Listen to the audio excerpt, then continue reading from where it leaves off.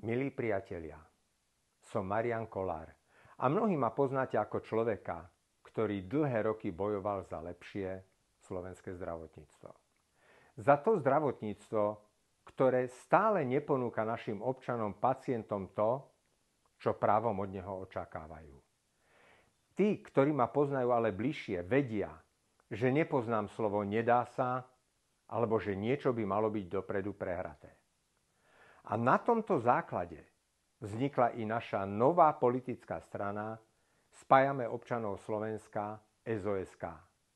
Strana pre všetkých občanov, ktorí túžia po dôstojnejšom, lepšom živote. Po takom, o ktorom dlhé roky iba počúvajú z úst minulých, ale i súčasných politikov. Aj naša strana SOSK vstupuje do zápasu o miesta v Európskom parlamente, a to platformou 7 statočných žien za silnejšiu, občiansku a suverénnu Európu. Slovensko nabralo zlý kurz a nechceme, aby naša krajina aj naďalej upadala. Naopak, chceme Slovensko dostať tam, kde právom patrí. Slovensko v Európskej únii prosperujúce, ekonomicky vyspelé, sebavedomé, vzdelané a predovšetkým Slovensko hrdé.